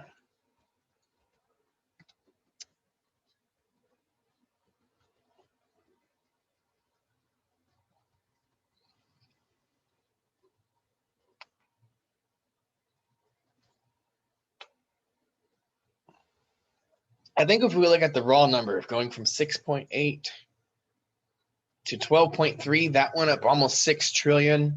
This one goes up maybe like 1 trillion, 2 trillion, maybe. So I think raw number wise, I think that one, the total spending is going up more. If we're just looking at the raw number, the absolute change. But if we're looking at relative change, I think this one goes up more. Because the first one we had was what, 81? Where are y'all at, man? This is the last problem. I'm not trying to spend all day on this assignment. Oh man, come on. And if we do what, I think the easiest way is just to convert that to 2100, right? If we want 2100 minus 918 divided by 918 will give us the relative increase of that last one. If we convert trillions to billions, then we can kind of compare billions to billions. But this should go up 129%. And so what they're comparing is basically our total spending, it went up like 81%, but our medical spending went up 129. So something wonky is happening basically with the medical industry is what it's kind of hinting at. It's going up way too much of what it should, or it's the thing that's going up and making things increase significantly, I guess, right? All right, that's the last slide. That's all I got for y'all. I'm not sure what to say other than to try to like encourage y'all to continue working. I know a lot of your like, what do I say, peers are not doing what they're supposed to do. I'm not really sure. I think a lot of people are going to end up dropping this class, if I'm being honest, because I've kind of suggested what people should do, and it seems to be going in one ear and out the other a lot of times. And that's not something that you want to do in college if you want to keep going in your class. And I can attest for that because I've spent 7 years as an undergrad. Like I did not always do what I should do. So it's not like I hope you know, and I hope people know, like it's nothing personal, but at the same time, you're kind of holding up my class. So if you're not going to do what you're supposed to do to be in the class, you kind of need to remove yourself because it affects everyone when you don't do what you're supposed to do in these sorts of classes. Okay. And I made that spiel to the people that are here and the people that probably don't need to listen to it, which is one of the drawbacks that you learn when you start teaching is like the people that should listen to you never do. And the people that don't really need to listen to you and do everything that they're supposed to, they're usually the ones that take it the hardest when you say stuff like this. So if you're here doing what you're supposed to, take it for what it's worth, I guess, you know. But I'm kind of really concerned with people. I don't know how else to say it, you know. It's they're not doing what they're supposed to do. They're going to fail the class. You will fail your classes in college. Like in high school, it's pretty hard to fail the class. Like your teachers will bend over backwards to make you not fail. From my experience. Just trying to help y'all out. I don't know. I hope y'all have a